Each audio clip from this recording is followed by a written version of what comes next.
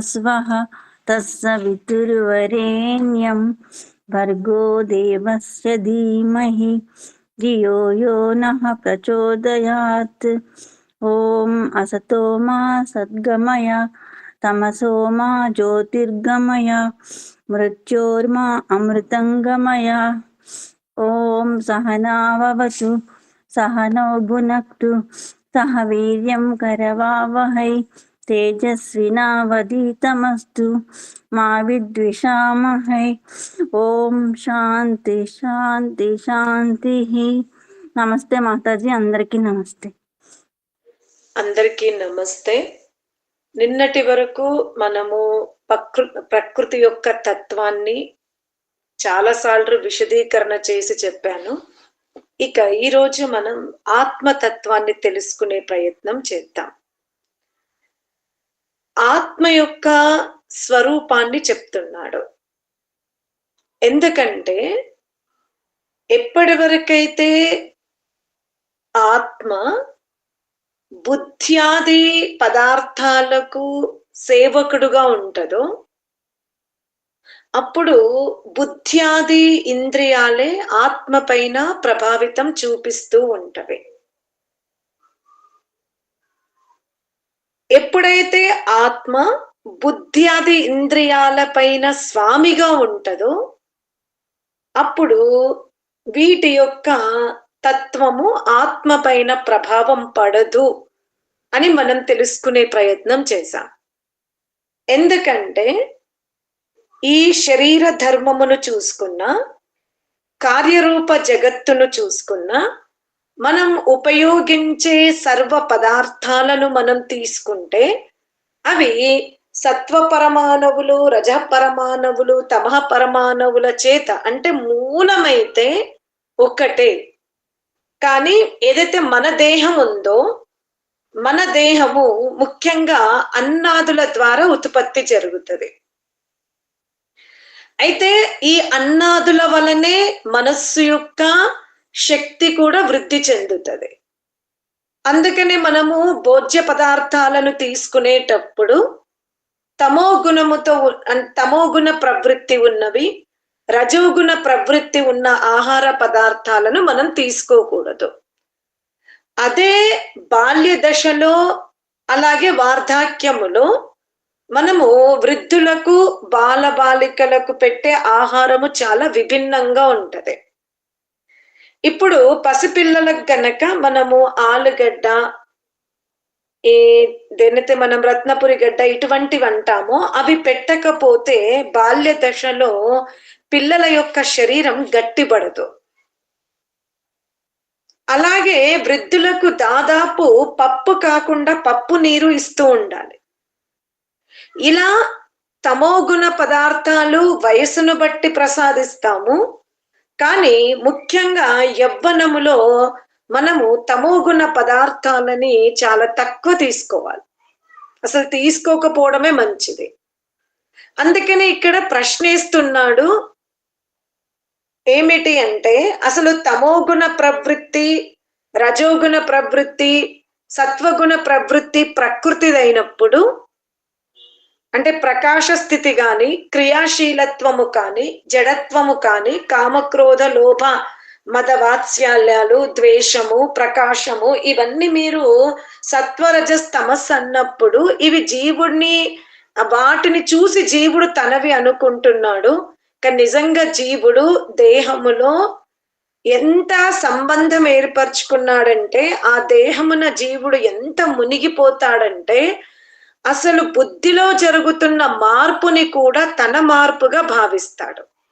ఇదే పెద్ద నష్టం ఆత్మకి జరుగుతుంది.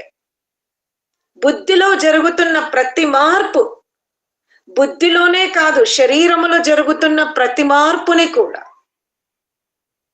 అలాగే ఈనాడు సమాజంలో కూడా ఎన్నో క్రతువులు ఉంటవి.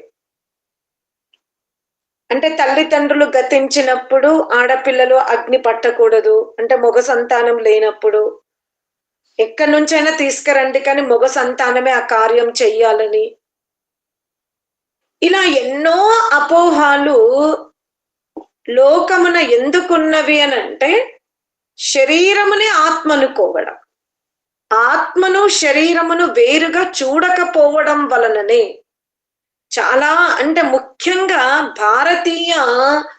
భారతదేశంలో ఏదైతే గురు పరంపర ఉందో, గురు పరంపర నుండి వస్తున్నటువంటి ఏవైతే ఆచారాలు ఉన్నాయో, మీరు ముఖ్యంగా తెలుసుకోవాలి, విదేశీయులకి భగవతత్వం కొంత అవగాహన ఉన్నప్పటికీ కూడా వాళ్ళు సైన్స్ మీద ఎక్కువ జీవనం గడుపుతారు. వాళ్ళ జీవితం అంతా కూడా విజ్ఞాన శాస్త్రం మీద ఆధారపడి ఉంది కనుక అక్కడ అంధవిశ్వాసాలు ఉండడానికి వీలు లేదు. అటులనే కులమత వ్యవస్థకి అక్కడ ఉండదు. స్త్రీతత్వానికి పురుషతత్వానికి విభేదాలు ఉండవు. ఎంత వృద్ధులైనా కూడా వాళ్ళు ఉద్యోగాలు చేసుకుంటారు అక్కడ. ఎందుకంటే వాళ్ళు సైన్స్ కి చాలా అంటే విజ్ఞానమునకు దగ్గరగా ఉన్నారు. కానీ అదే ముఖ్యంగా మన భారతదేశం తీసుకుంటే మనం అనుకుంటున్నాం మనం ఆధ్యాత్మికవాదులము అనుకుంటున్నాం. నిజంగా భారతదేశంలోనే ఆధ్యాత్మిక వాతావరణం కనబడుతుంది. కానీ అది కూడా మూఢ ఆధ్యాత్మికవాదం. అంటే మందిరాలు, తీర్థస్థలాలు, జపాలు, వివిధ పూజలు, ఇవి మాత్రమే ఆధ్యాత్మికంగా చాలా ప్రచలితముగా ఉన్నవి.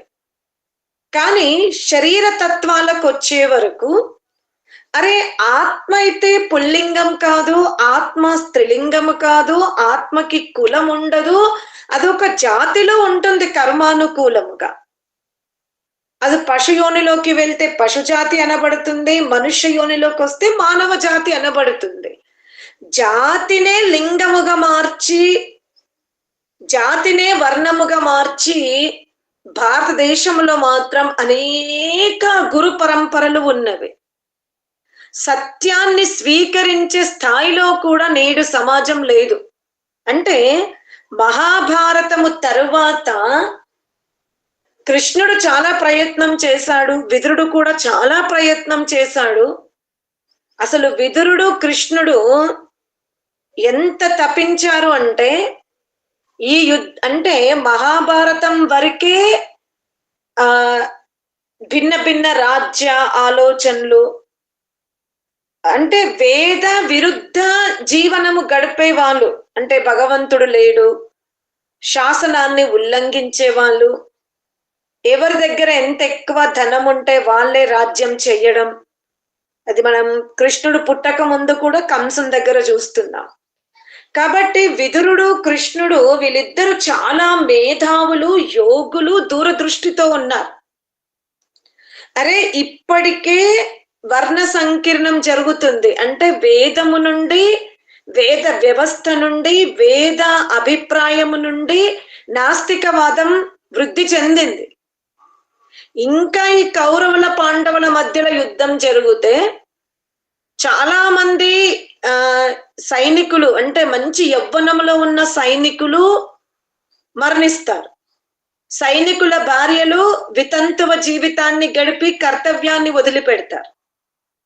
పిల్లలందరూ కూడా ఒక నియమనిష్ట లేకుండా, ఎందుకంటే తండ్రి వియోగం, అంటే తండ్రి మరణించాడు, భార్య భర్త వియోగంలో ఉంది, ఇక నానమ్మలు తాతయ్యలు పుత్రుడి వియోగంలో ఉంటారు. అప్పుడు ఏదైతే విద్యను అభ్యసించే సమయం పిల్లలు ఉంటారో వీళ్ళపైన శాసనం ఉండదు. ఎందుకంటే సైనికులు చనిపోతే సైనికుల భార్యలు వితంతువులు అవుతారు, వాళ్ళు శోకంలో ఉండిపోతారు. పుత్రుడు తమ ముందే మరణించాడని తల్లిదండ్రులు బాధలో ఉంటారు. అప్పుడు వృద్ధి చెందవలసినటువంటి బాలబాలికలకు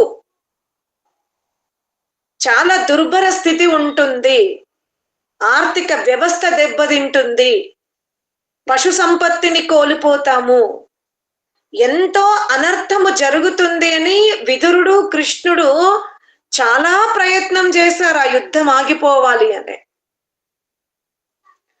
అంటే మహాభారత సమయంలో కృష్ణుడు లాంటి, విదురు లాంటి, వ్యాసుడు లాంటి వాళ్ళు ఎంత ప్రయత్నం చేసినా ఆగని ఈ దుర్భర స్థితి.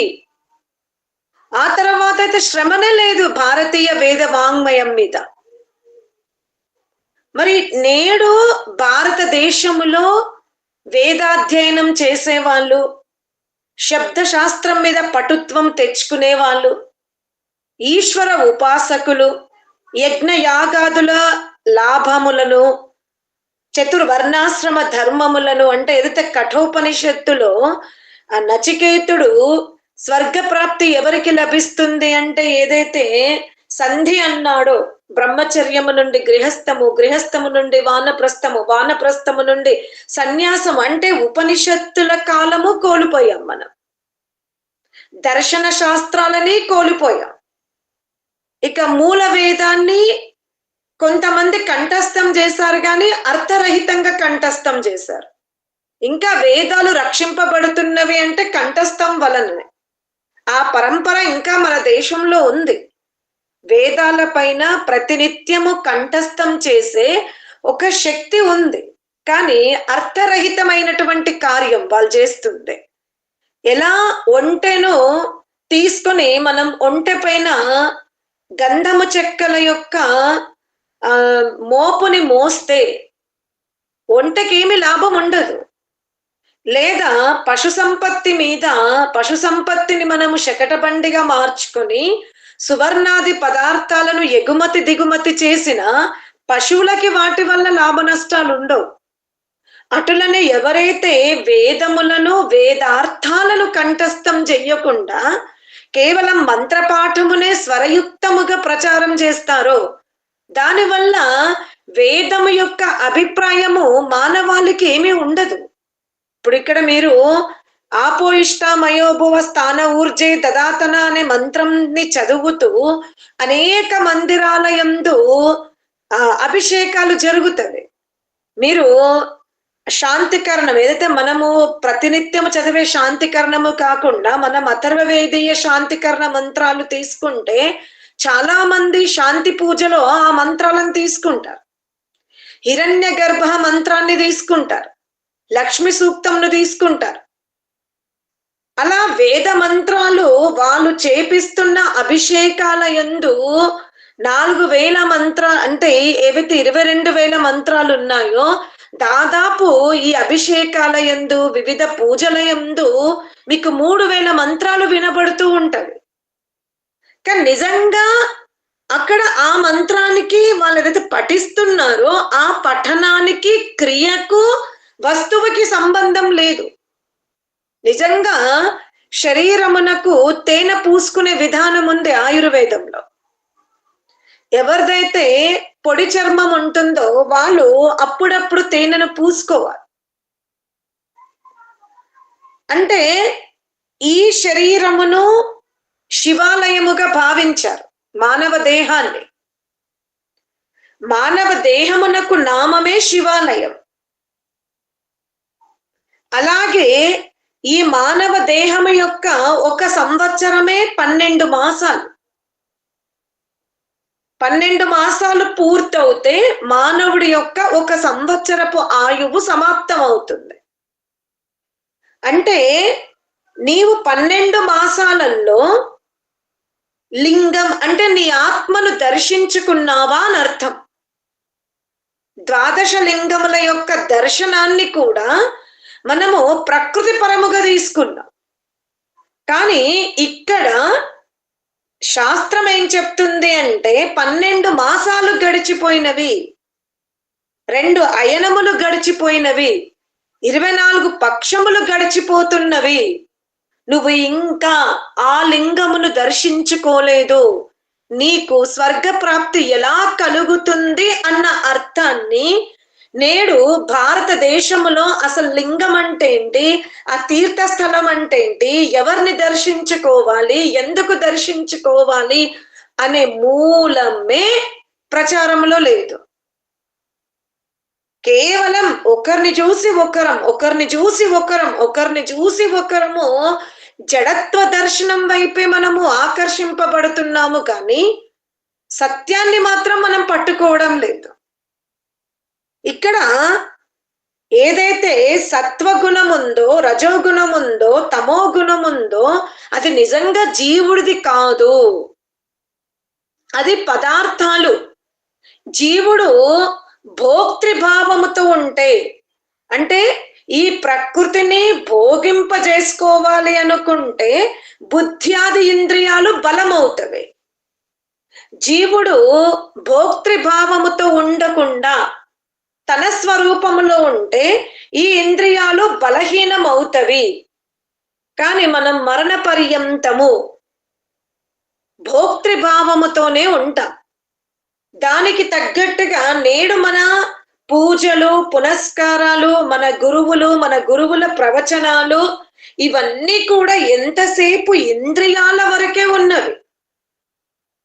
అంతేగాని ఆత్మను దర్శించుకునే ప్రయత్నము ఎవ్వరూ చేయడం లేదు. కేవలం ఇంద్రియాలకు రూపు, రంగు, స్పర్శ, ఘ్రాణము, అనేక రకాల పుష్పాలతో మాల అల్లుతే ఘ్రాణేంద్రియమునకు అబ్బా ఎంత బాగుంది అనిపిస్తుంది. రంగురంగుల పుష్పాలతో మాల చేస్తే కంటికి బాగుంటుంది. వీణ వాయిద్యాలతో భజన చేస్తే చెవులకి బాగుంటుంది.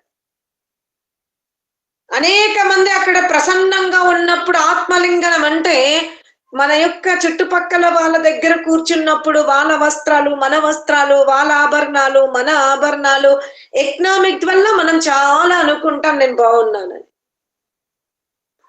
ఇది ఎక్కువ ప్రభావితం అవుతుంది. నిజముగా అందులో సుఖము లేదా అంటే ఉంది, కానీ కొద్ది గొప్ప సుఖమే ఉంది. ఒక్కసారి జీవుడు జితేంద్రియుడై మెడిటేషన్ చేసిన తరువాత జీవుడు నిర్ణయించుకోవాలి ఏ సుఖం ఎక్కువ ఉంటుంది అని. మనము గనక ఈ అంతర్గతముగా యాత్రను నిరంతరము అభ్యాసం చేస్తే ఒక్కొక్క రోజు మన బంధువులు అనారోగ్యంగా ఉన్నప్పుడు, అనుకోకుండా కొన్ని దుర్ఘటనలు చూసినప్పుడు మనస్సునవి ప్రభావితము చేసి ధ్యానము కాస్త ప్రకాశంగా ఉండకపోవచ్చు. శరీరములో అనారోగ్య సమస్య వచ్చినప్పుడు కూడా. కానీ మనం నిరంతరము అభ్యాసము చేస్తే అసలు లోపల ఎంత శక్తి దాగి ఉందో ఊహకు కూడా అందదు. అందుకని ఇక్కడ కపిల మహర్షి ఏమంటున్నాడంటే కైవల్యార్థం ప్రవృత్తేశ్చ. నిజంగా జీవునకు జ్ఞానము అనే ధర్మం ఉంటే, జీవునికి జ్ఞానమే ఉంటే అతను మోక్షం కోసము ప్రయత్నం చెయ్యడు కదా. అసలు జీవుడికి జ్ఞానమే లేదు, అల్ప జ్ఞాని. ఉంది ఇచ్ఛ, ద్వేషము, ప్రయత్నము, సుఖ దుఃఖము ఇవన్నీ ఉన్నవి జీవుల్లో. కానీ నిజంగా జీవునకు జ్ఞానమే లేదు. అందుకనే ఏ గురువు ఏది చెప్తే, ఎవరు ఏది చెప్తే అటు జీవుడు వెళ్ళిపోతాడు. అందుకని ఇక్కడ ఏమంటున్నాడు, నిజముగా జీవుడు కైవల్యాన్ని ఎందుకు కోరుకుంటున్నాడు, కైవల్య ప్రాప్తిని ఎందుకు కోరుకుంటున్నాడు? ఒకవేళ జీవుడే శరీరం అయితే, శరీరమే జీవుడైతే అతనిలో విభిన్న ప్రవృత్తులు కనబడుతున్నవి. మీరు పడుకున్నప్పుడు జాగ్రత్త అవస్థ స్థూల ఇంద్రియాలతో పని చేసుకుంటాడు. ఆ సమయంలో జీవుని స్థితి వేరుగా ఉంది. మళ్ళీ నిద్రించినప్పుడు స్వప్నములో అనేక రకాల మనోరథాలను నెమరవేసుకుంటాడు. అంటే జాగ్రత్త అవస్థలో ఉన్న స్థితి స్వప్న అవస్థలో లేదు. అలాగే గాఢ నిద్రలో ఉన్నప్పుడు పూర్ణ సుఖమును అనుభవిస్తాడు. చాలా శక్తిని వృద్ధి చేసుకుంటాడు సుషుప్తి అవస్థలో. ఇక తురియ అవస్థనైతే వర్ణించడానికి వీలు లేదు. ఒకవేళ ఈ 4 అవస్థలు జీవుడివి అయితే, మరి జీవుడు 4 ఉన్నారా ఈ శరీరములో? అలా లేదు కదా. జీవుడు వేరు, జీవుడు ఉపయోగించుకుంటున్న సాధన వస్తువుల స్థితిని బట్టి, అంటే జాగ్రత్త అవస్థలో జీవుడు ఏ స్థితిని పొందుతున్నాడో అది జీవస్థితి కాదు, అది ఇంద్రియాల ద్వారా సంయోగమైనప్పుడు ఆ స్థితిని అనుభవిస్తున్నాడు, అంటే దానికి ప్రభావితుడయ్యాడు. అటులనే స్వప్నావస్థలో జాగ్రత్త అవస్థలో ఉన్న స్థితియే స్వప్నావస్థలో లేదు. స్వప్నావస్థలో విభిన్న సుఖమును విభిన్న దుఃఖ స్థితిలో ఉంటున్నాడు, అది కూడా జీవస్వరూపము కాదు, అక్కడ స్వప్న స్థితితో ప్రభావితుడై ఉన్నాడు. సుషుప్తిలో ఇంద్రియాలను వదిలిపెట్టి కారణ దేహములో ఉన్నాడు గనుక అక్కడ తన శక్తిని వేరుగా చూసుకుంటున్నాడు. కానీ జ్ఞానము లభించకపోవడం వల్ల, వివేకమును లబ్ధి చేసుకోకపోవడం వల్ల జీవుడు జాగ్రత్త అవస్థ కూడా నాదే అనుకుంటాడు, సుషుప్తి అవస్థ నాదే అనుకుంటాడు, నిద్ర అవస్థ నాదే అనుకుంటాడు. అనుకొని రోధిస్తాడు, ప్రసన్నుడవుతాడు, అహంకారి అవుతాడు, నిర్బలుడవుతాడు. నిజంగా ఈ స్థితులన్నీ జీవుడివి కావు అంటుంది.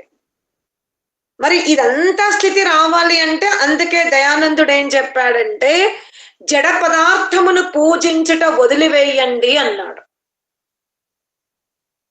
జడ ప్రకాశాత్ యోగాత్ ప్రకాశ. జడ పదార్థము వల్ల కలిగే సుఖమునకు, యోగము వల్ల కలిగే సుఖమునకు చాలా వ్యత్యాసం ఉంది. కానీ నిన్న కూడా మనం క్లాస్లో వర్ణించుకున్నాం, ఈ పశ్వాది యోనుల యొక్క స్థూల దేహాన్ని పంచభూతాల ద్వారా లయం అయిపోతాయి. మీరు ఎలుకలు చచ్చిపోయినవి చూడండి, రోడ్డు మీద నడిచేటప్పుడు ఎలుక యొక్క దేహము, బల్లి యొక్క దేహము, వివిధ చిన్న చిన్న జంతువుల యొక్క శరీరాలు మీరు చూడండి, అవి కొన్ని రోజులు అయిపోయినాక కాష్టముగా మారిపోతవి, ఎటువంటి దుర్గంధం ఉండదు, దాన్ని మనము చెత్తలో కాల్చేస్తారు ఆ దేహాన్ని, మీరు గమనించుకోండి. కానీ అదే ఒక మానవ దేహమును వదిలిపెట్టిన తర్వాత అవి శుష్కింపబడదు ఆ దేహం, మీరు గమనించండి, ఇంకా దుర్గంధం ఎక్కువైపోతూ ఉంటుంది. అంటే పంచభూతాల నుండే వివిధ శరీరాలు తయారైనవి, పంచభూతాల నుండే మానవ శరీరం తయారైంది. కానీ సామ్య వ్యవస్థ, వైధర్మ వ్యవస్థ ఇద్దరికి వేరువేరుగా ఉంది. పశ్వాది శరీరాలు సూర్యుని యొక్క ప్రకాశముతో శుష్కింపబడుతవి, కానీ మనుష్య దేహం అటుల కాదు. ఆ మృతదేహమును మర్యాద పూర్వకంగా మనము వృక్షముల నుండి వచ్చినటువంటి శుష్క సమిధలను తీసుకొని ఆ దేహమును శుద్ధి చేస్తేనే, ఆ దేహమును మనం విచ్ఛిన్నం చేస్తేనే అది మానవీయ ధర్మం అనబడుతుంది. మళ్ళీ రెండవ దాంట్లో పరమాత్ముడు చెప్తున్నాడు, ఏవైతే గ్రామీణ జంతువులున్నాయో నువ్వు నీ జీవన ఉపాధి కొరకు నువ్వు దేన్నైతే ఉపయోగించుకుంటున్నావో, ఏ పశు సంపత్తినైతే మీరు జీవన ఉపాధి కొరకు, జీవన సౌకర్యం కొరకు, ఇప్పుడు చౌరుల యొక్క రక్షణ నుండి మనం శునకాలను పెంచుకుంటాం. శత్రువు ఆక్రమణకు కూడా తెలుసుకోవాలంటే శునకాలే ఉంటది. ఎక్కడైనా రహస్యంగా బాంబులని పెట్టాలి అంటే శునకమే తెలుసుకుంటుంది. అంటే మన జీవనము, మన సంపత్తులు రక్షింపబడాలి అంటే మనం పశు సంపత్తిని ఉపయోగించుకుంటున్నాం. అలాగే యజ్ఞయాగాదులు సఫలము కావాలి అన్నా, అంటే బాలులు అంటే శైశవ అవస్థలో పిల్లలు వృద్ధి చెందాలన్నా, వార్ధాక్యములో వృద్ధులకు పుష్టి లభించాలన్నా మనం పశు సంపత్తితో కూడుకున్న పానీయాలను తీసుకుంటున్నాం. కాబట్టి అటువంటి ఒంటెలు, గుర్రాలు ఏవైతే రాజ్యపాలనకు, సైనికులకు ఉపయోగపడుతున్న, భూమిని దున్నుకోవడానికి ఉపయోగపడుతున్న పశు సంపత్తి ఉందో, ఆ పశు సంపత్తి మాత్రం ఆత్మను వదిలిపెడితే వాటిని నీవు చాలా జాగ్రత్తగా లోతుగా తవ్వి లవణ పదార్థాలతో వాటిని నువ్వు విలీనం చెయ్యవలసిందే అని ఆదేశం ఉంది. అరణ్య పశువుల వ్యవస్థ పరమాత్ముడు చూసుకుంటాడు, కానీ గ్రామీణ పశువులు ఆత్మను వదిలిపెట్టిన తర్వాత దాని వ్యవస్థ మానవుడిగా మనకే ఉంది. కానీ ఈనాడు ధర్మశాస్త్రము అంటే ఆధ్యాత్మిక సంపత్తి అయిన ఈ దర్శన శాస్త్రాలని, ఉపనిషత్తులని, వేదములని మాత్రం మనము లోతుగా అధ్యయనం చెయ్యకపోవడం వల్ల భారతీయ దేశము ఇటు సైన్స్ కి దగ్గర అవ్వట్లేదు, అంటే విజ్ఞానానికి దగ్గరగా లేదు, ఇటు సత్యమైన సనాతనమైన ఆధ్యాత్మిక జీవనమును అవలంబించట్లేదు. కేవలం వ్యాపార క్షేత్రముగా ఉంది ఈనాటి ఆధ్యాత్మిక జీవితం. ఆత్మ కళ్యాణం లేదు. కనీసం మనము ప్రకృతి వెనుక సైన్స్ ని అంటే విజ్ఞాన శాస్త్రాన్ని డెవలప్ చేసుకుంటేనన్నా జీవనం సుఖముగా కొనసాగుతుంది. రవాణా సౌకర్యములు అనేక మార్పులు వస్తాయి, అదన్న సుఖం ఉంటుంది, భౌతిక సుఖం ఉంటుంది. గృహ నిర్మాణ కట్టడములో ఏదైతే ఈనాడు మన భారతదేశంలో డ్రైనేజ్ వ్యవస్థ ఉందో ఇవన్నీ కూడా మనం సైన్స్ ద్వారా దూరం చేసుకోగలుగుతాం. విద్యుత్ని ఇంకా వృద్ధి చేసుకొని దాని ద్వారా ఇంకా సరళీకృత జీవనం గడపగలుగుతాం. పోనీ అటు దగ్గరగా లేం మనం. పోనీ ఆధ్యాత్మికం ఏదైతే జడతత్వమును ఆత్మతత్వమును వేరుగా చూసుకోగలిగే యోగాభ్యాసం ఉందో దానికి కూడా దగ్గరగా లేము. ఈ రెండింటిని మనం మొదలుపెట్టి ఎంతటి దుర్భర స్థితిలో ఉన్నామో చూడండి. అందుకనే కపిల మహర్షి అంటున్నాడు, జీవునకు వివేకము కలగనంత వరకు, జీవునకు పదార్థ జ్ఞానము లభించనంత వరకు అక్కడ బుద్ధియే భోక్తృభావముతో ఉంది. బుద్ధి ద్వారా జీవిస్తున్నాడు, జడ పదార్థమైన బుద్ధినే తను అనుకుంటున్నాడు. కానీ ఎప్పుడైతే వివేకము లభిస్తుందో, నిర్గుణత్వం వైపు వెళ్తాడో, ఆత్మస్వరూపాన్ని తెలుసుకుంటాడో అప్పుడేమవుతుంది? జీవుని స్థితి సుషుప్తి, జాగ్రత్త, నిద్ర అవస్థల్లో చాలా భిన్నముగా ఉంటుంది. అక్కడ కృంగిపోడు, ఏకరసుడుగా ఉంటాడు అనేదే కపిల మహర్షి చాలా మట్టుకు ఇదే సూత్రాలని చెబుతూ, నిజముగా ఈ సుఖము గాని ఏకమేకత్వేన పరివర్తమానస్య అవిరుద్ధ ధర్మాధ్యాస, ఈ సుఖము, నేను సుఖముగా ఉన్నా, నేను దుఃఖముతో ఉన్నా, నేను ఈ రూపముతో ఉన్నా, నేను చాలా ధనవంతుణ్ణి, నేను ఇది సాధించాను అని ఇవన్నీ ఎందుకు అనగలుగుతున్నాడు? నాకు ఇది లేదు అనేది అక్కడ ఆ జరుగుతున్నటువంటి శరీర క్రియనే తను అనుకుంటున్నాడు. ఆత్మకు నిజముగా ఆత్మని తీసుకుంటే అది సుఖము కాదు, దుఃఖము కాదు, అదొక అనుకం. ఎందుకంటే మనము ద్వాసపూర్ణ సయుజ సఖాయం, ఆత్మ పరమాత్మ వీళ్ళిద్దరూ చేతన తత్వాలు. వీళ్ళిద్దరికీ ప్రకృతియే ఆధారమై ఉంది. జీవాత్మకు పరమాత్మకు ఎవరు ఆధారంగా ఉన్నారు అంటే ప్రధానముగా ప్రకృతి ఆధారముగా ఉంది. కానీ ఆశ్చర్యం ఏమిటి అంటే ఇద్దరు ఒకే వృక్షం మీద కూర్చున్నారు.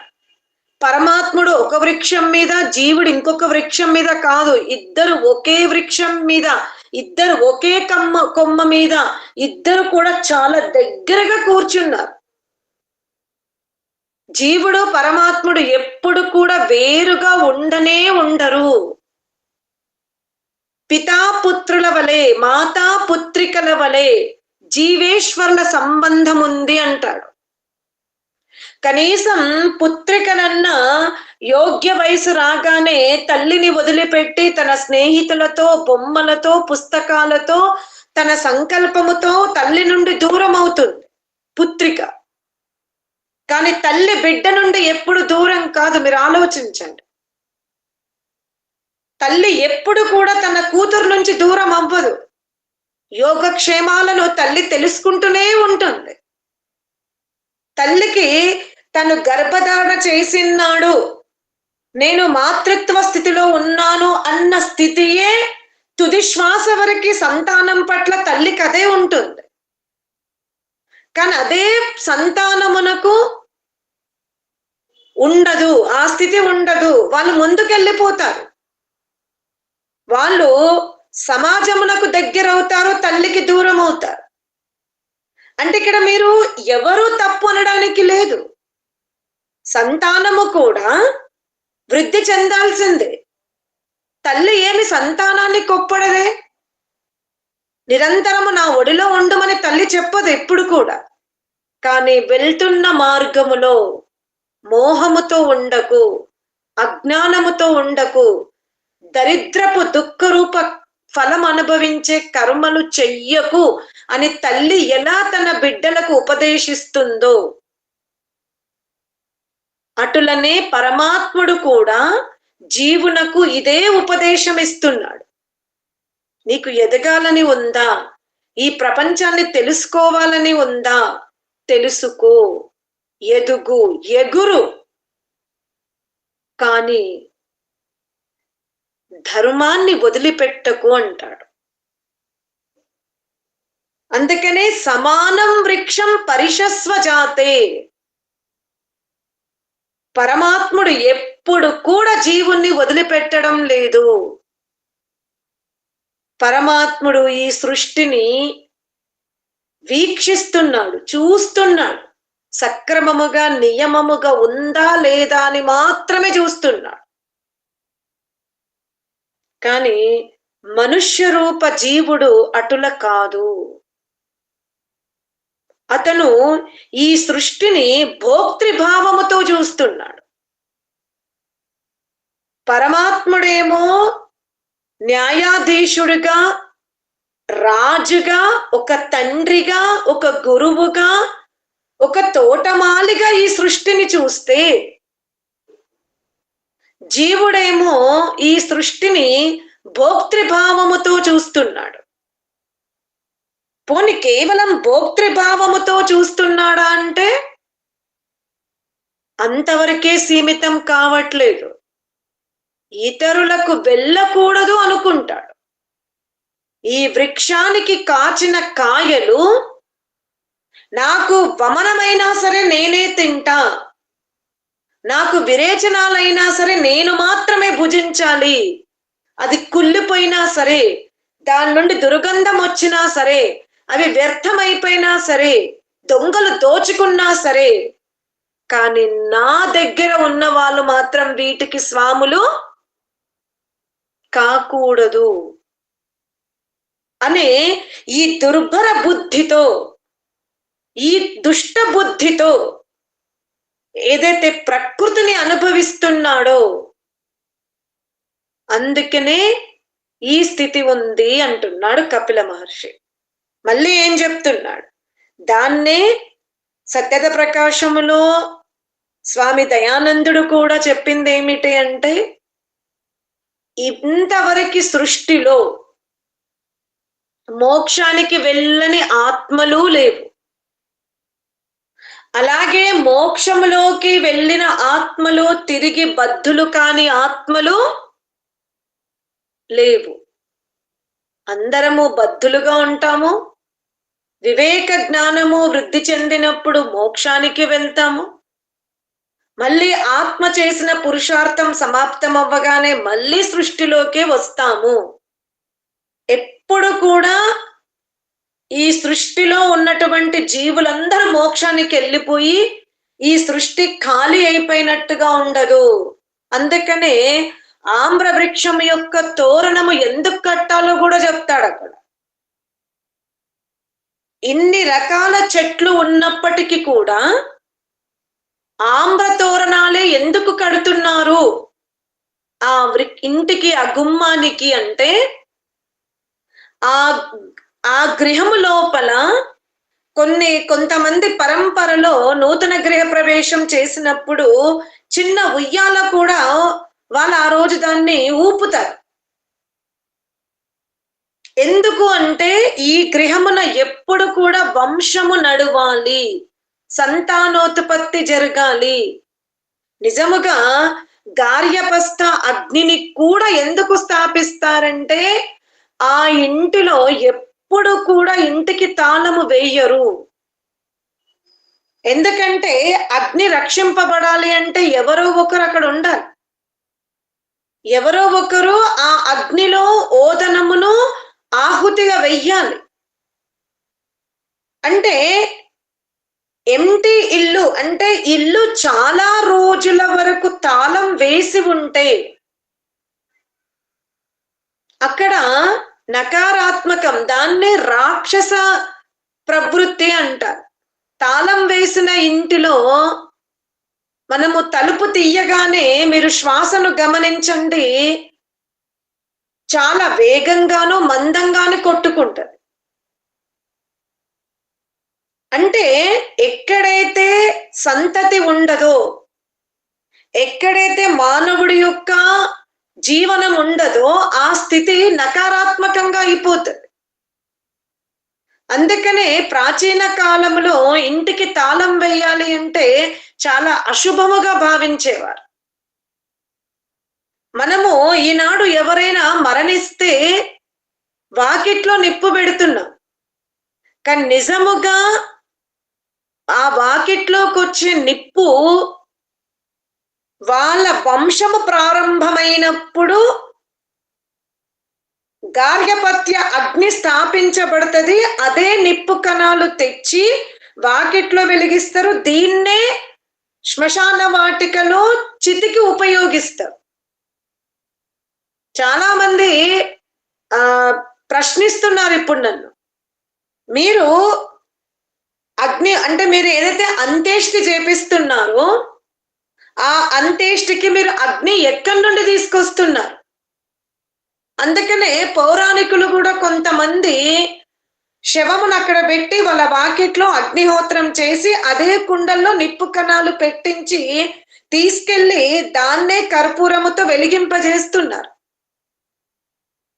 మనకు ఈ సూక్ష్మమైన జ్ఞానమునంతా మనం పక్కన పెట్టేస్తున్నాం. ఇక్కడ కపిల మహర్షి అదే అంటున్నాడు. స్వామి దయానందుడు కృత ప్రకాశంలో ఏం చెప్తున్నాడంటే ఈ సృష్టి ఎప్పుడు ఎంటి కాదు, ఖాళీగా ఉండదు. ఈ సృష్టికి ఎప్పుడు తాళం ఉండదు. జ్ఞానులైన జీవులు మోక్షానికి వెళ్తారు. జ్ఞానమును ఆనందమును అనుభవించేసుకున్నాక జీవులు మళ్ళీ ఇక్కడికి వస్తారు. మోక్ష జీవులు సమాప్తము కారు.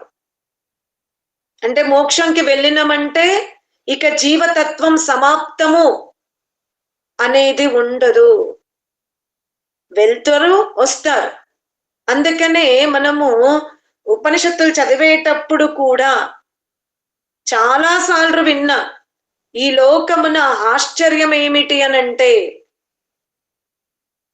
ఈ జీవుడు వెళ్ళిపోయినప్పుడు ఎక్కడికి దాని స్థితి, ఇది ఎప్పుడు కూడా ఎందుకు నిండదు, ఈ సృష్టి ఎందుకు నిండిపోదు అంటే అక్కడ చక్కగా చెప్తాడు, ఈ సృష్టి నిండిపోవడానికి వీలు లేదు. ఎందుకంటే కొన్ని జీవులు ఆరోహణములో ఉన్నవి, కొన్ని జీవులు అవరోహణములో ఉన్నవి, కొన్ని మోక్షం వైపు వెళ్తున్నవి, కొన్ని మోక్షం నుండి తిరిగి వస్తున్నవి. ఎప్పుడు కూడా సృష్టి ఖాళీ కాదు అని చెబుతూ ఏమన్నాడు, బద్ధ జీవులు మోక్ష జీవులు ఎప్పుడు ఈ సృష్టిలో ఉంటారు. ఇదే ఇలా ఎప్పుడు జరగలేదంట. అందరూ మోక్షానికి వెళ్ళిపోయారు అనేది లేదు. అందరూ సృష్టిలోనే బంధింపబడ్డారు అనడానికి కూడా లేదు. అర్థమైందా? జ్ఞానము వికసింపజేసుకుంటే మోక్షము, ఆ మోక్షానందమును అనుభవించిన తర్వాత మళ్ళీ జీవుడు తన ఏం చేస్తాడు, మళ్ళీ ఈ సృష్టిలోకే వస్తాడు. అందుకనే నిత్యముక్తత్వము, ఈ ప్రపంచములో నిత్యముక్తుడు అని ఎవరికి విశేషణం ఉంది? నిత్యముక్తత్వము అనే ఈ విశేషణము, నిత్యము ముక్తుడు అనేది ఎవరికి విశేషణము? పరమాత్మ. పరమాత్మకు మాత్రమే నిత్యముక్తుడు. జీవుడు బద్ధుడు, జీవుడు ఇంకా ముక్తుడు. అర్థమైందా? జీవుడు జ్ఞానానుసారముగా ముక్తిని పొందుతాడు, జ్ఞానానుసారముగా బద్ధుడు కూడా అవుతాడు. అర్థమైందా? అతని యొక్క ప్రవృత్తి వలననే అతను సంసారమున ఉంటాడు, అతని ప్రవృత్తి వలననే మోక్షానికి వెళ్తాడు. కాబట్టి నిత్యముక్తుడు అనేది జీవునకు వర్తించదు. అలాగే ఉదాసీనత, జీవుడు ఎల్లప్పుడూ ప్రసన్నముగా ఉండే అవకాశము కూడా, మీరు ఎంత యోగాభ్యాసం చేసినా, మీరు కొడుకులతో, కోడన్లతో, బంధువర్గముతో అలసిపోయి ఉదాసీనులై, విరక్తులై అరణ్యములోకి వెళ్ళి గురు పరంపరలో కూర్చున్నారు. మీరు ఛాలెంజ్ గా చెప్పగలుగుతారా గురువు కూడా ఎప్పుడు ఉదాసీనుడు కాలేదని? అట్లనే మీరు గురువు దగ్గర ఉండి ఈ భవబంధనాలను వదిలేసుకుని అరణ్యంలోకి వెళ్ళినా మీరు ఎప్పుడు దుఃఖింపబడరు అనేది మీరు ఛాలెంజ్ చేయగలుగుతారా? చెయ్యలేము. ఎంతటి గొప్ప గురువైనా అతను కూడా జీవితంలో ఏదో కొన్ని విషయాలలో దుఃఖింపబడతాడు, ఉదాసీనుడే అవుతాడు, ఉదాసీనుడే అవుతాడు. మనము దయానందుని తీసుకుంటే, నిజముగా దయానందుని యొక్క జీవిత చరిత్రని మనం చదివినా, అతని జీవన ఘట్టాలను తీసుకున్నా, ఎప్పుడైతే జగన్నాథుడు దయానందునకు విషం ఇస్తాడు, కాలకూట విషం ఇచ్చినప్పుడు దయానందుడు ఏమంటాడు? ఆ పదం చూడండి. హే జగన్నాథ్, నేను వేద భాష్యం రాయవలసి ఉండింది, ఆ కార్యం ఇంకా పూర్తి జరగలేదు, ఆ కార్యం ఇంకా పూర్తి అవ్వలేదు. నీవిచ్చిన ఈ విషపు ఆహారం వలన ఆ కార్యం మధ్యలోనే ఆగిపోయింది. అక్కడ దయానందుని యొక్క ఉదాసీనత చూడండి. అందువలన ఉదాసీనత అనేది దయానందుడు కూడా జీవితంలో వేద భాష్యము ఆటంకంలోకి లోనైనప్పుడు జగన్నాథునితో అంటున్నాడు. చివరికి శరీరమును వదిలిపెట్టేటప్పుడు కూడా హే ఈశ్వర్ తేరీ ఇచ్చా పూర్ణు హో అంటాడు. అంటే ఇది నా కోరిక కాదు, ఇది ఎవరి కోరిక? దయానందుడు తుది శ్వాస వదిలేటప్పుడు ఈశ్వర్ తేరీ ఇచ్చా పూర్ణు హో అన్నాడు. అంటే నిజంగా దయానందునికి ఏ కోరిక ఉండే? నిజం మనమందరం మనని మనం ఆర్య సమాజికులు, దయానందుని యొక్క భక్తులం అనుకుంటాం. చెప్పండి, దయానందుడు తేరీ ఇచ్చా పూర్ణుహో అన్నాడు అంటే దీని వెనక అర్థం ఏంటి? నేను చెప్పజాలలేకపోతున్నారా? ఏమైంది? చెప్ప కోరిక పూర్తి అగునుగాక పరమేశ్వర ఎందుకు అన్నాడు అక్కడ? తేరీ ఇచ్చా పూర్ణుహో అని ఎందుకన్నాడు? దయానందునికి మోక్షమే వస్తుంది కదా, నా జీవితం సఫలమైందని ఎందుకు అనలేదు? ఆలోచించుకోండి. తేరీ ఇచ్చా పూర్ణుహో అన్నాడు. ఆయనకి తెలుసు మోక్షమే వస్తుంది, ఆనందమే అనుభవిస్తాడు. ఇంకా ఆయన ఈ పదం ఎందుకు ఉపయోగించారు చెప్పగలరా? వేద భాష్యము ఆగిపోయింది. ఏదైతే నేను భారతదేశమున చక్రవర్తి రాజ్యపాలన చెయ్యాలనుకున్నానో, భారతీయులందరినీ కూడా నేను వేదం వైపు నడిపించాలనుకొని వేగంగా శాస్త్రార్థం చేస్తున్నాను, ఈ కార్యాలన్నీ కూడా ఆగిపోయినవి. కాబట్టి మోక్షం అనేది నీ కోరిక. అంటే నువ్వు దీన్ని ఆపుతున్నావేమో, ఇంకా ఆపేసే అంటాడు. ఇంత రహస్యం ఉంది దయానందుని పదములో. దయానందుని గనక అడిగితే ఒకటే అన్నాడు, నేను భారతదేశాన్ని మళ్ళీ బ్రహ్మ జైమిని ఋషి వలె చక్రవర్తి రాజ్యం పరిపాలించే స్థితికి తేవాలనుకుంటున్నా. వివిధ ప్రాంతాలు తిరిగి శాస్త్రార్థం చేసి భారతదేశంలో వ్యాపించి ఉన్న అంధత్వాన్ని తొలగించాలనుకున్న, వేద భాష్యాన్ని రాసి గురుకుల శిక్ష విధానాన్ని నేను ప్రోత్సహించి మరలా వేదాల వైపు కృష్ణుని వలె ప్రయత్నం చెయ్యాలనుకున్నా.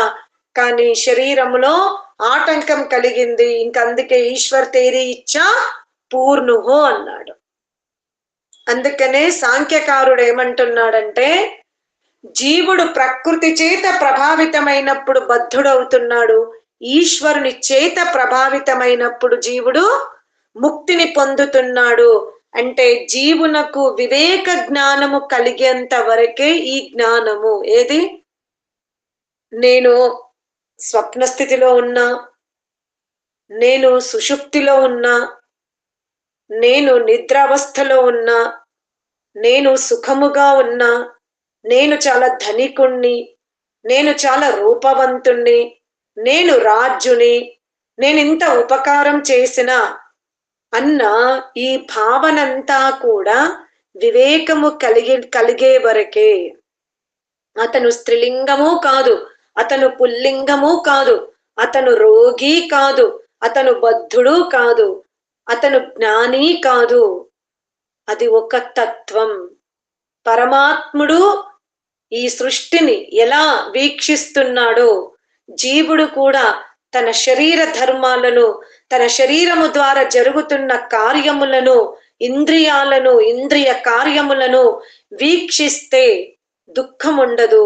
కానీ తన అనుకుంటున్నాడు, తనవి అనుకుంటున్నాడు, అవే తననుకొని దుఃఖింపబడుతున్నాడు అని ప్రకృతి లక్షణాలను చాలా వివిధ గురు పరంపర నుండి ఈ శరీరమునకు జీవుడు ఎప్పుడు కూడా ఉపాదాన కారణం కాదు.